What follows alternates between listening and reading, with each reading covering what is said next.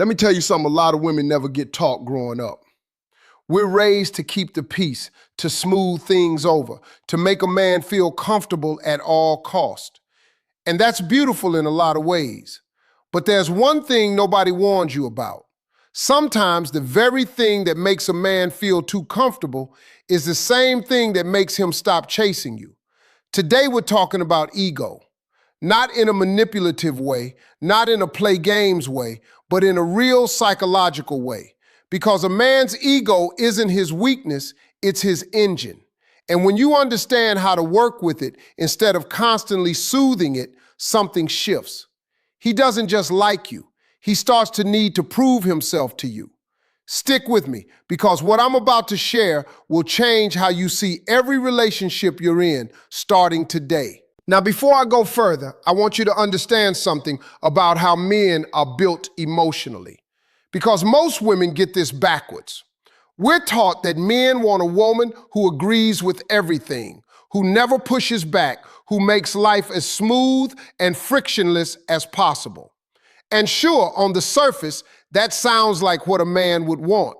But underneath that surface, in the part of him he doesn't even talk about, a man is wired to want a challenge. He's wired to want something he has to work for. Think about anything valuable in your own life. Was it valuable because it came easy or because you had to fight for it? That diploma, that promotion, that goal you hit after years of trying, the value wasn't in the prize itself, it was in what it took to get there.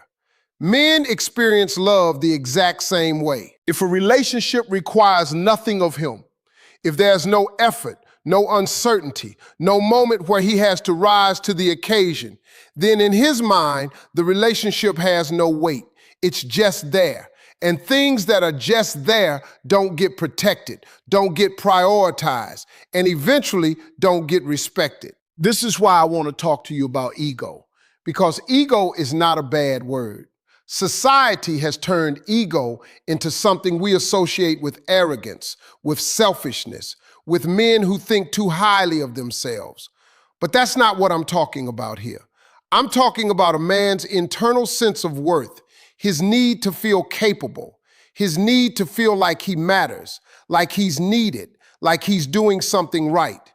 That part of him is fragile in ways he will never admit to you. He will never sit you down and say, I need you to make me feel like a man.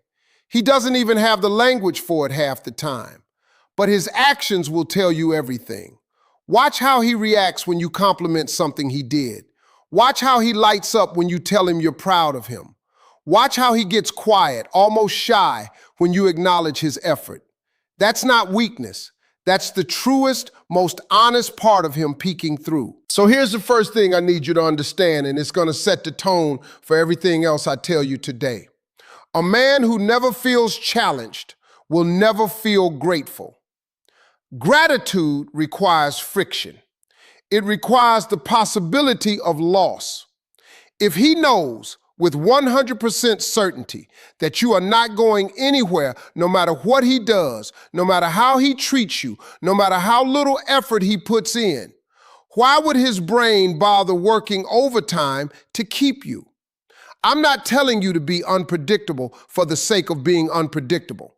I'm not telling you to play hot and cold, to ignore his texts just to mess with his head, to create chaos so he chases you.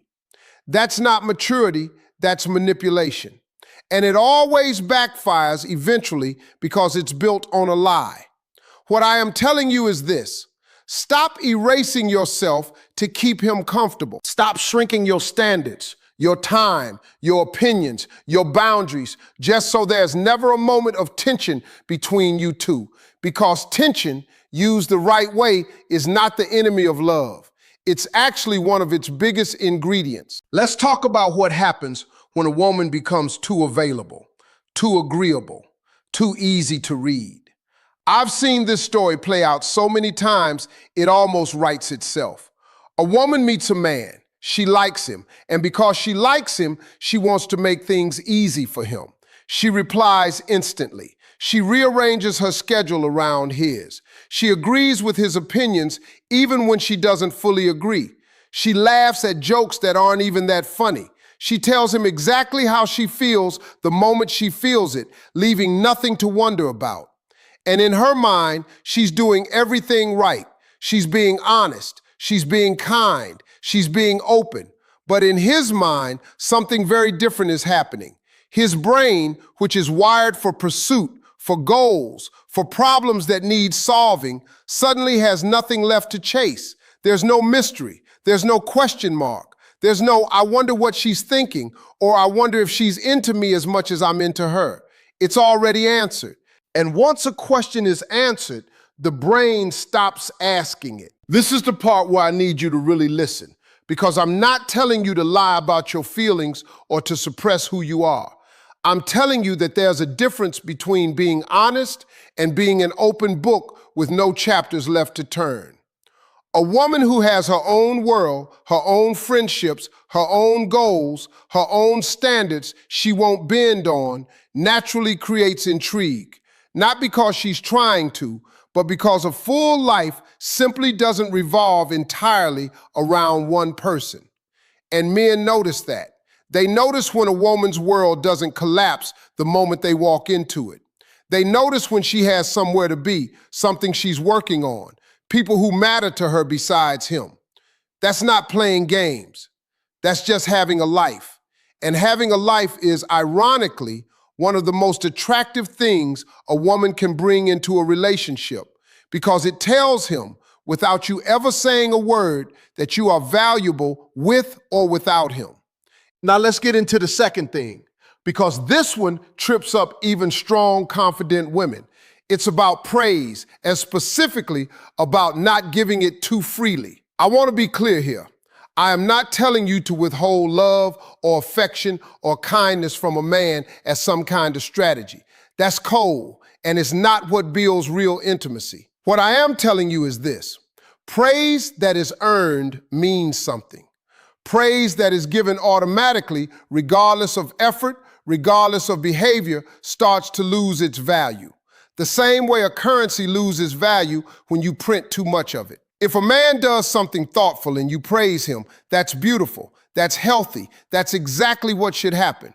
But if you're praising him just to keep the peace, just to avoid conflict, just because you're scared that if you don't constantly affirm him, he might lose interest, now you've turned praise into a tool of fear instead of a genuine expression of appreciation. And men can feel that difference even if they can't articulate it. They know when praise is real and when it's just noise designed to keep them happy. Here's what I want you to do instead. Notice the things that actually deserve acknowledgement and acknowledge them specifically and sincerely. If he shows up for you in a real way, if he listens when you're going through something hard, if he follows through on something he said he'd do, if he handles a tough situation with maturity, tell him. Let him know you saw it and let him know it mattered to you. But if he's just existing, if he's just doing the bare minimum, if he's coasting, don't fill that silence with empty compliments just to make things feel okay. Let the silence sit there. Let him feel the absence of your praise. I promise you, a man who is used to being celebrated for everything will notice immediately when the celebration stops. And that noticing is exactly what nudges him to step up. This is not about punishing him.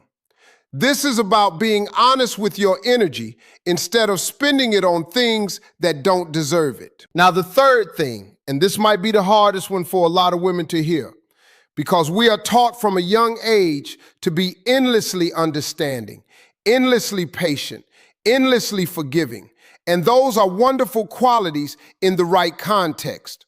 But there's a version of understanding that actually does a man harm. And it's the version where you excuse behavior that should never be excused just because you don't want to seem difficult or dramatic or too much. Here's what I need you to understand about a man's psychology. When a woman accepts disrespect without consequence, without even a visible reaction, something in him quietly loses respect for her, even if outwardly nothing seems to change. It's almost subconscious. He starts to associate her with someone whose boundaries can be crossed without cost.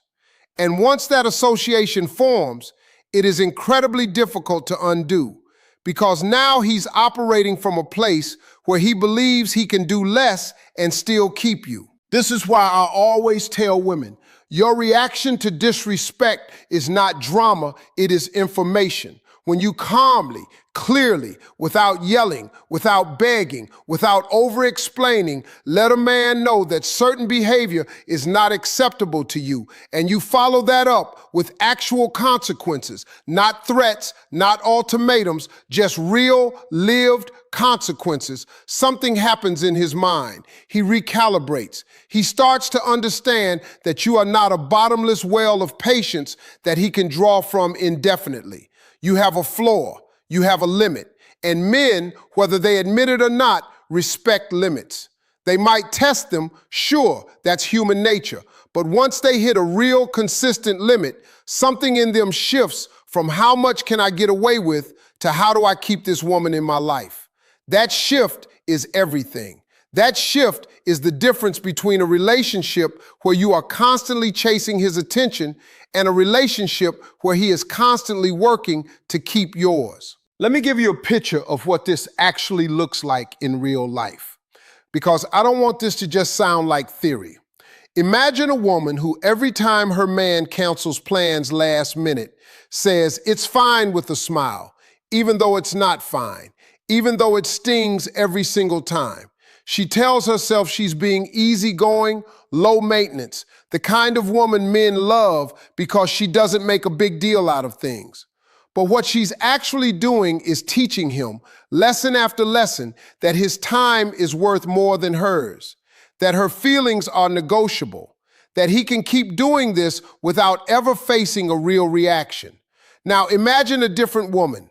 Same situation, plans get canceled last minute. She doesn't explode. She doesn't guilt trip him. She doesn't give him the silent treatment for 3 days. She simply says calmly, I understand things come up, but I'm not going to keep making time for someone who doesn't make time for me. Let me know when you're serious about prioritizing this. And then, this is the key part, she actually follows through. She doesn't just say it, she lives it. She goes on with her plans, her life, her energy, unaffected. That woman is not playing games. She is communicating her value through her actions, not just her words. And that is a language every man understands, whether he wants to admit it or not. Now let's move to the fourth and final piece of this. And I want you to really sit with this one because it ties everything together. Men fall the hardest, not for the woman who makes life easiest, but for the woman who makes them want to become a better version of themselves. Think about that for a second.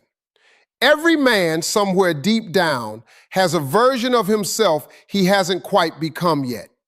More disciplined, more successful, more emotionally mature, more present.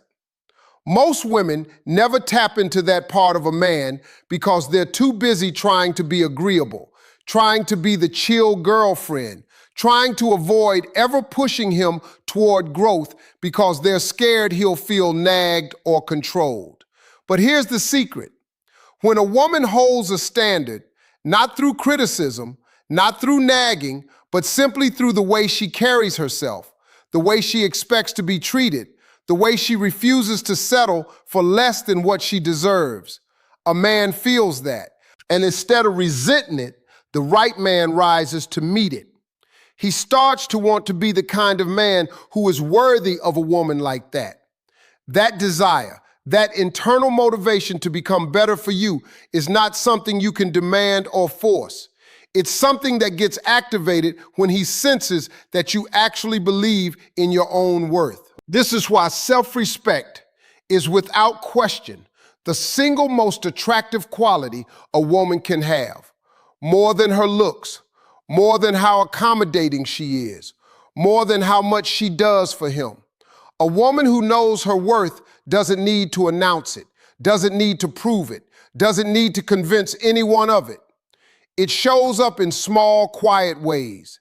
in how she speaks about herself, in how she handles being disrespected, in what she's willing to tolerate and what she simply walks away from. Men can sense that kind of self-respect almost instantly, and it does something to them that nothing else does. It makes them want to step up, not because they're afraid of losing her, although that's part of it, but because being around her makes them want to be a man worth keeping. I also want to address something important here, because I don't want this message to be misunderstood. None of what I'm telling you today is about manipulating a man into loving you. It's not about tricks or games or some formula where if you do X, Y, and Z, he'll fall madly in love with you against his will. That's not real. And honestly, even if it worked temporarily, it wouldn't last. Because relationships built on manipulation always collapse eventually. What I'm describing to you is something much deeper and much more sustainable. It's about you becoming a woman who is so secure in herself, so clear on her standards, so unwilling to abandon her own worth for someone else's comfort, that the natural result is a man who respects you, who values you, and who feels compelled, not forced, but compelled to give you his best. That's not manipulation. That's magnetism. And magnetism is built from the inside out. I want you to think about your own life right now, today, as you're listening to this. Are there places where you've been too available, too quick to forgive without consequence, too generous with your praise even when it wasn't earned, too willing to shrink yourself just to avoid making waves? I'm not asking you this to make you feel guilty. I'm asking you this because awareness is always the first step toward change. You cannot fix a pattern you haven't named. So name it. Look honestly at the relationships in your life, romantic or otherwise, and ask yourself where you've been giving more than you've been receiving, where you've been excusing more than you should, where you've been so afraid of conflict that you've sacrificed your own standards just to keep things comfortable. And once you've named it, here's what I want you to do. Start small. You don't have to overhaul your entire personality overnight. You don't have to suddenly become cold or distant or unreachable. Just start by giving yourself permission to have boundaries without guilt.